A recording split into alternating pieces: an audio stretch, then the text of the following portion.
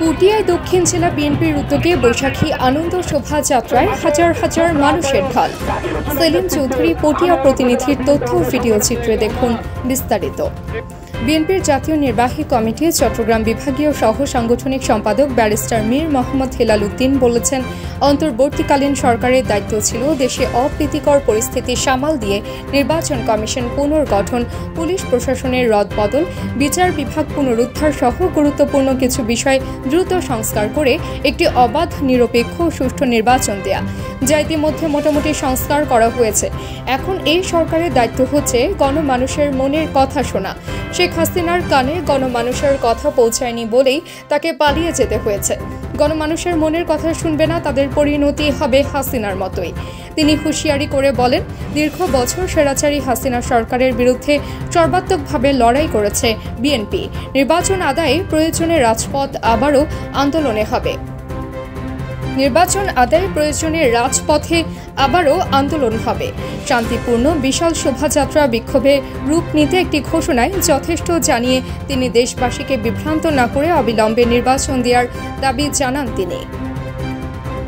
14 April সোমবার বাংলা নববর্ষকে বরণ উপলক্ষে চট্টগ্রাম দক্ষিণ জেলা বিএনপির উদ্যোগে আয়োজিত বিশাল বর্ণাঢ্য আনন্দ শোভাযাত্রা ও সমাবেশে প্রধান অতিথির বক্তব্যে এসব কথা বলেন। এতে সভাপতির বক্তব্যে চট্টগ্রাম দক্ষিণ জেলা বিএনপির আহ্বায়ক আলহাজি ইদ্রিস মিয়া বলেন, স্বৈরাচারী শেখ হাসিনা দীর্ঘ বছর এদেশের মানুষকে নিজের মতো করে সংস্কৃতি ঐতিহ্য পালন ও চর্চা করতে দেয়নি। তারা সর্বক্ষেত্রে ফ্যাসিবাদ ব্যবস্থা কায়েম করেছে, সবকিছু আওয়ামী লীগের মধ্যে সীমাবদ্ধ রেখেছে। দক্ষিণ জেলা বিএনপির সদস্য সচিব লায়ন হেলাল উদ্দিন ফ্যাসিবাদের পতন ঘটিয়ে বাংলার মানুষ আজ মুক্তির আনন্দে মেতেছে, যা শোভাযাত্রায় স্পষ্টভাবে ফুটে উঠেছে। এর আগে নববর্ষকে বরণ করতে পটিয়া উপজেলার ইন্দ্রপুল বাইপাস গোল চত্বর থেকে বিশাল আনন্দ শোভাযাত্রা বের করা হয়। দীর্ঘ সড়ক প্রদক্ষিণ শেষে শোভাযাত্রাটি পটিয়া দলীয় কার্যালয়ের সামনে গিয়ে শেষ হয়। শোভাযাত্রায় হাতি, ঘোড়ার গাড়ি, বাংলার ঐতিহ্য সংবলিত রং বেরঙের ব্যানার, ফেস্টুন নিয়ে চট্টগ্রাম দক্ষিণ জেলা বিএনপি সহ উপজেলা, পৌরসভা এবং অঙ্গ সহযোগী সংগঠনের নেতাকর্মী সহ সর্বস্তরের হাজার হাজার সাধারণ মানুষ স্বতঃস্ফূর্তভাবে অংশ নেয়।